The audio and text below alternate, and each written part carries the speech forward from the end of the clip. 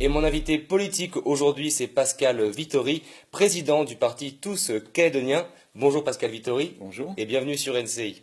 Merci. Alors, première question, pour ceux qui ne sont pas des fins connaisseurs de l'univers politique local, c'est quoi ce parti Tous Calédoniens? Il y a un peu plus d'un an, c'est ça? Ça a été créé en mai 2015, oui, Ouais. par des élus qui ne se reconnaissaient plus dans les partis loyalistes actuels.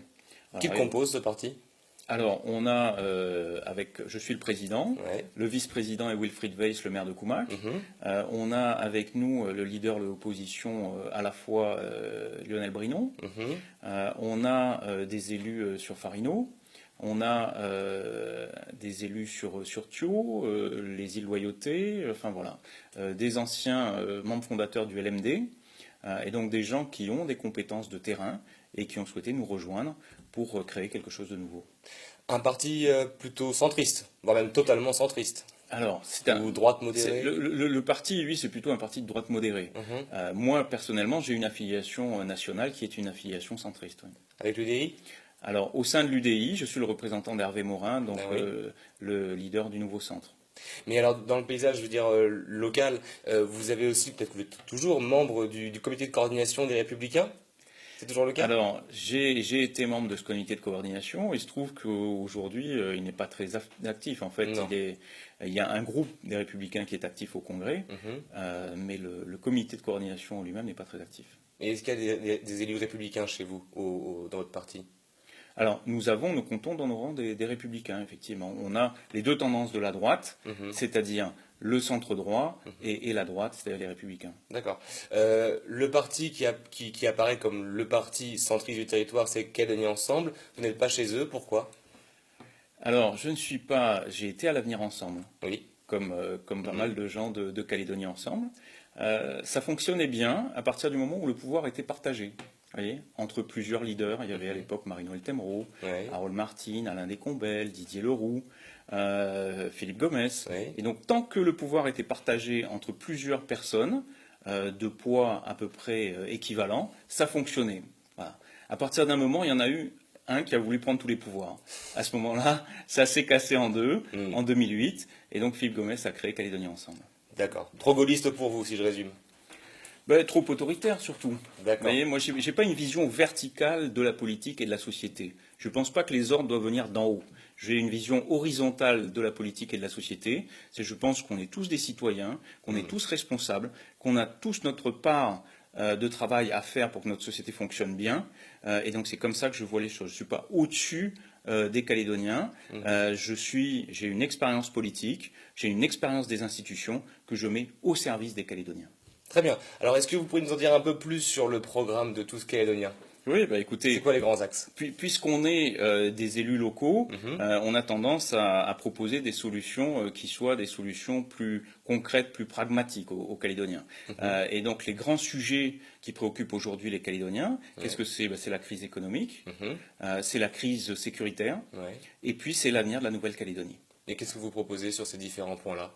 Alors, d'abord, il faut voir que ces différentes situations, et notamment les situations de crise, ne sont pas arrivées par hasard. Il y a une responsabilité politique là-dedans.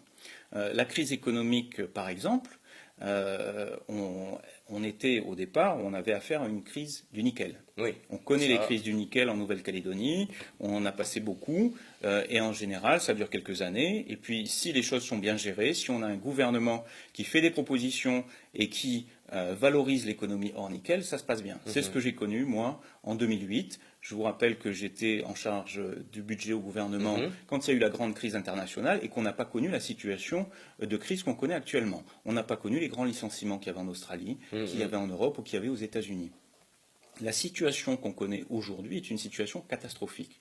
À mon avis, mis à part la période des événements, qui est une période très particulière, on n'a pas connu une crise de cette gravité depuis 40 ans, c'est-à-dire depuis les années 70, après le boom du nickel. D'accord. Et cette situation, elle est liée non pas à la crise du nickel, elle est liée à une mauvaise gestion politique de cette crise. Voilà. C'est-à-dire que, d'abord, on a un gouvernement qui a divisé les Calédoniens, on l'a vu sur le conflit des rouleurs, on a divisé les rouleurs et les métallurgistes. Ensuite, on l'a vu sur le conflit de la vie chère, où on a divisé les syndicats et les patrons. Et ça, c'est contre-productif économiquement. Pourquoi? Parce que pour faire avancer une économie correctement, on a besoin de tout le monde.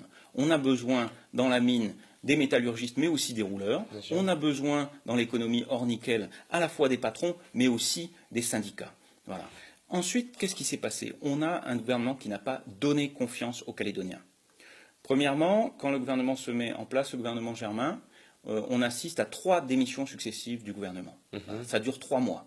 Période d'instabilité institutionnelle. C'est catastrophique pour le moral des Calédoniens. Il ne faut pas oublier qu'en Nouvelle-Calédonie, plus qu'ailleurs, l'économie, c'est le moral. Voilà. Donc il faut donner confiance aux gens. Ensuite, pour pouvoir redresser l'économie avant les élections, qu'est-ce qu'on fait? On serre les boulons. Et pour justifier le serrage de boulons, on a un porte-parole du gouvernement, qui d'ailleurs a été changé depuis, c'est pas par hasard, qui passe toutes les semaines à la télévision pour dire c'est la crise, c'est la crise, c'est la crise. Résultat, on est parti d'une crise du nickel, on a mis la crise dans la tête de tous les Calédoniens. Les consommateurs ont arrêté de consommer, les investisseurs ont arrêté d'investir, les gens qui avaient de l'argent, ils l'ont mis à l'étranger. Voilà. Et donc, vous mettez votre économie au point mort. Voilà. Du coup, la solution. Alors, la solution, qu'est-ce que c'est? C'est donner confiance, juste. D'abord, arrêtez de diviser. Ouais. Arrêtez de diviser. Il faut travailler au dialogue social, à l'unité. D'accord. Il faut redonner du souffle à notre économie et donc à nos entreprises. On ne peut pas créer de l'emploi si les entreprises ne vont pas bien. Il faut permettre. On a fait une grave erreur. On a, pour lutter contre la vie chère, on a dit il faut baisser les prix. On n'y arrive pas. On n'y arrive pas. Ça fait des années qu'on dit il faut baisser les prix. On n'y arrive pas. Pour baisser les prix, on dit on va réduire les marges des entreprises. Quand vous réduisez les marges des entreprises, qu'est-ce qui se passe? Les entreprises n'ont plus de quoi passer les coups durs économiques et elles n'ont plus de quoi investir pour préparer l'avenir. Et elles n'ont plus de quoi maintenir les emplois. Voilà. Donc ça, c'est une erreur. Voilà. Ce qui était prévu par les économistes du gouvernement, et j'en sais quelque chose, c'était au contraire qu'on travaille à la compétitivité de nos entreprises. Pourquoi? Parce qu'elles ne sont pas assez compétitives pour lutter contre les produits étrangers, à la fois sur le marché calédonien et à l'export. Donc ça veut dire qu'il faut mieux former nos employés. Il faut changer les méthodes de travail, adopter des méthodes de travail plus modernes. Tout ça va faire gagner de l'argent aux entreprises. Cet argent doit être distribué majoritairement aux salariés. Salariés qui, eux, vont dépenser leur argent dans notre économie. Mais pour qu'ils le dépensent, il faut leur donner confiance en l'avenir. Voilà. Pour que les investisseurs investissent, il faut leur permettre, par exemple, de défiscaliser. Il faut leur permettre, par exemple, d'investir dans des fonds d'investissement calédoniens. Et tout ça, ça n'est pas fait. Alors, autre sujet de préoccupation, l'avenir de la Nouvelle-Calédonie. Oui, l'avenir institutionnel. Moi je regrette beaucoup qu'au dernier comité des signataires, par exemple, on n'ait pas fait, on n'ait rien prévu sur l'avenir. C'est-à-dire qu'on nous dit on va aller au référendum, très bien, mais quand est-ce qu'on va au référendum? Qu'est-ce qui se passe après le référendum? C'est ça que veulent savoir les Calédoniens. Ils veulent avoir un calendrier.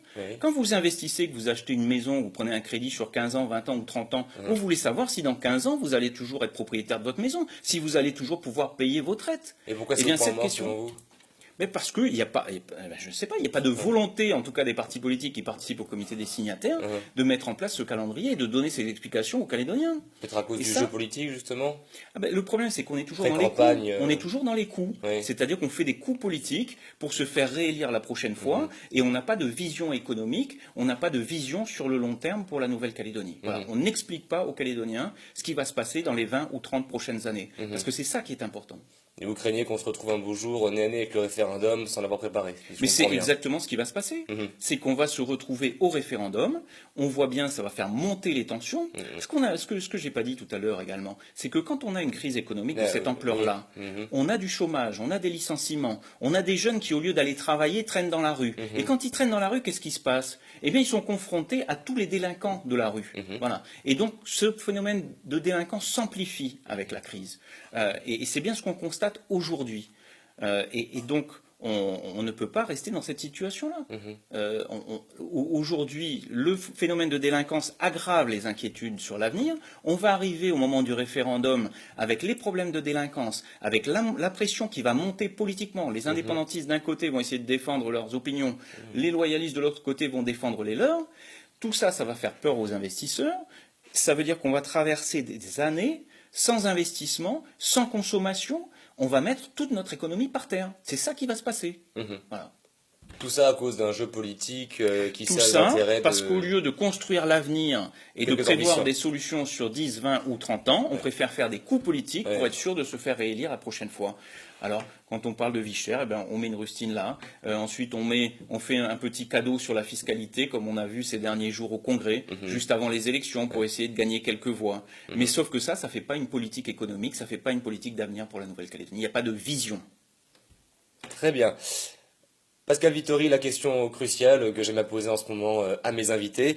Votre parti sait-il déjà qui sera candidat dans la première et la seconde circonscription lors des prochaines élections législatives? Alors, la décision doit être prise la semaine prochaine. Mhm. Ce qui est sûr, c'est qu'il y a urgence à mener des politiques nouvelles. Et donc, nous, on sera partie prenante. C'est-à-dire qu'on prendra notre part de responsabilité dans ces élections-là. J'ai une expérience, puisque j'ai déjà été candidat aux élections Parce que législatives. J'ai il y a été une- suppléant de Didier Leroux dans la première circonscription. Je vous pose pas la question pour rien, il y a une rumeur qui court sur votre candidature. Et donc, nous déciderons la semaine prochaine. Ah, donc ce sera la semaine prochaine. Bon, dans ce cas-là, on vous rappellera à ce moment-là. Avec plaisir. Mais du coup, si vous deviez y aller, Oui. ce serait au nom de quel parti, du coup? Ce serait l'UDI? Ah, ce serait au nom de tous Calédoniens. Ce serait Au nom de tous tous Calédoniens. Calédoniens, tout à fait. D'accord, très bien. Bien écoutez, merci beaucoup Pascal Vittori d'avoir répondu à toutes mes questions. Et puis je vous donne un rendez-vous donc à très bientôt sur NCI, peut-être le jour où vous serez officiellement candidat si ça se confirme. Avec plaisir, merci beaucoup. Merci beaucoup et à bientôt sur NCI. Au revoir. Au revoir.